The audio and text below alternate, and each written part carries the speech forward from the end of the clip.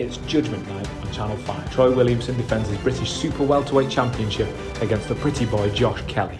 Who wins? Find out Friday, December the 2nd, 9pm, live and free on Channel 5. Matt Lenehan, Boxing Social. Delighted once again to be joined by WBC's Mauricio Sulaiman. Mauricio, I think the last time we spoke was at Fury White at the Opus convention. It seems to have been 2 minutes ago and we're back here again for Tyson Fury. How are you feeling? Very good, very happy, very excited. Watching the NFL game a few weeks ago from this same stadium now. Boxing is here. It's very, very exciting. Before we start as well, sorry about Mexico. I know they've just been dumped out of the World Cup here. Were you engaged in the game? It was pretty close at one point. Everyone was going to be going out because somebody didn't get a yellow card. Unbelievable. Yellow card was going to be the changing criteria, but those are the rules, and everybody knew the rules in advance, and you got to abide by that. At the end, it didn't need to go there. The last minute goal by Saudi Arabia. I'm happy for the one who scored. He's going to get a Rolls Royce. But we're out, so it's a tough time for Mexico. Absolutely. Well, back to matters at hand. Just before we do that as well, did you see the exchange between Canelo Alvarez and Lionel Messi? I couldn't believe it. Of all the combinations of beef in the world of sport, I never thought that would happen. What did you make of it? Were you surprised Canelo went there with him? It's social media. It's the world of today. You read something, you don't check, and immediately react, and then this happens. It's very unfortunate. Messi didn't do anything wrong. Canelo apologized, and he understood. But this is the world we live in. Something can just start a fire and difficult to But it went viral everywhere, all the world. Of all the beefs, someone sent me it on my phone and I just went, no, you've got the wrong name, Messi Canelo. Because he's sure he's not said anything about another fighter. He's like, no, he's gone in on Messi. I was like, unbelievable. But look, let's talk about the matter at hand. Tyson Fury, Derek Chisora.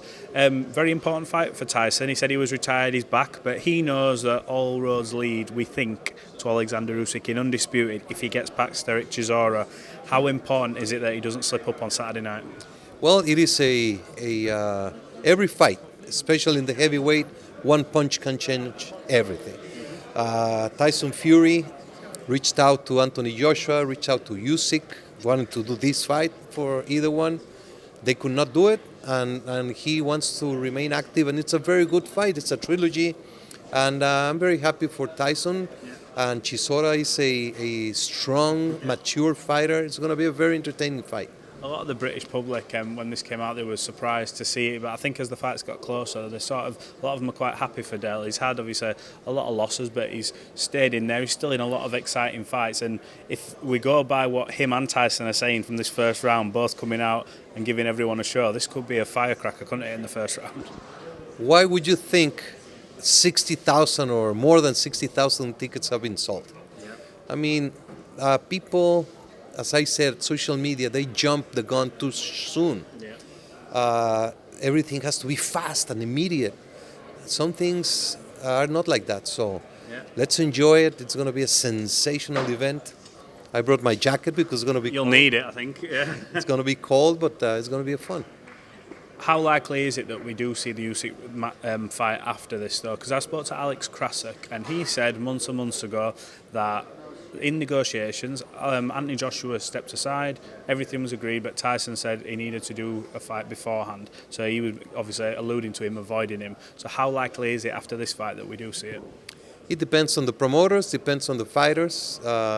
We as WBC have put everything in place with absolute full support, and hopefully it will happen. Coming on to another sort of, I want to say event, but scenario that's happening at the minute. Conor Benn's currently going through a process at the minute. What's the WBC's standpoint at the minute in terms of the investigation with Conor Benn and this ongoing sort of drugs case?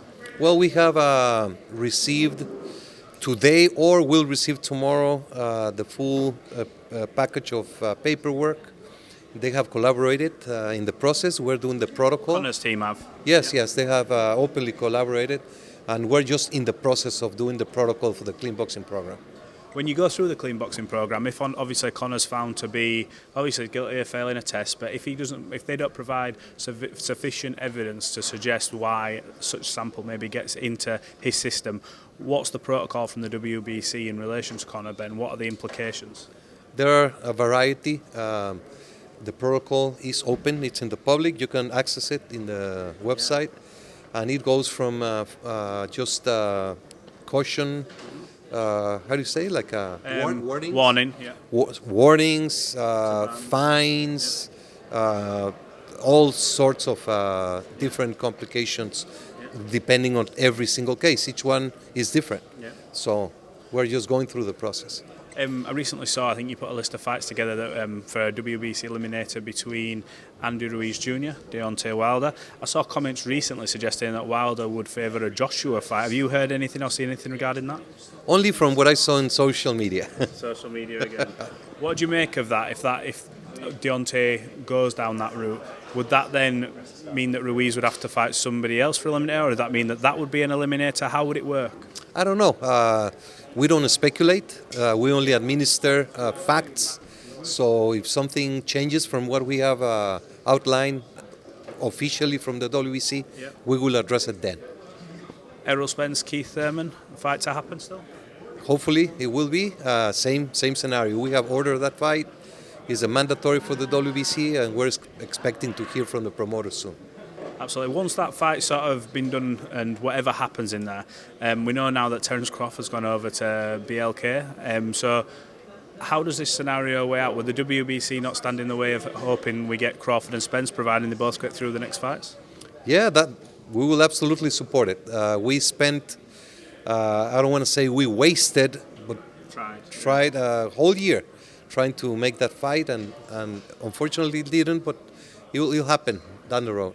Yeah, it's a bit disappointing to say that it hasn't happened now, as opposed to, because they're both not getting any younger. And I know that Errol Spence has made reference to, look, he can't stay at welterweight the rest of his career. He's been there since the beginning of it, and obviously as grown men, he's a big, thick welterweight. How keen and anxious are you that they both get through the fight, so we do see that to make that fight happen? Well, that's a fight of the ages. It's a Duran-Leonard, a Hagler-Hearns, a Leonard-Hearns. It's one of those fights that can define an era. Hopefully they will happen. We saw Floyd against Pacquiao a little bit too late. Yeah. Hopefully it will not be the case. Yeah, at least it happened as well. At least we did get to see it eventually. Exactly, and it was the biggest event in history. So for something, it pulls so much attention. Absolutely. Well, look, Mauricio, thanks for giving some of your time. Hopefully we can catch up later on in the week. I always appreciate speaking to you. Enjoyed seeing all the footage from the convention. It looked to be really good this year. Fingers crossed we can be hopefully in attendance one year. Absolutely. Thank you so much, and I'll be seeing you.